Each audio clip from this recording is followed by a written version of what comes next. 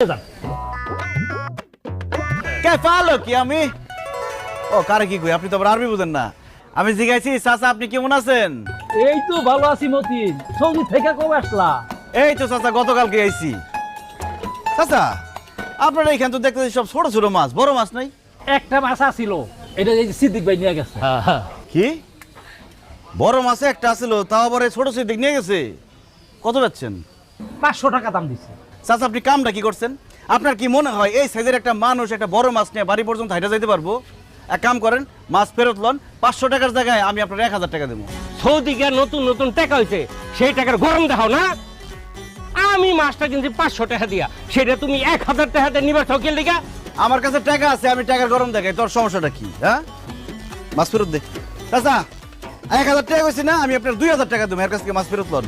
ও মা গো এটা কি কয় হ্যাঁ 500 টাকার মাছ নাকি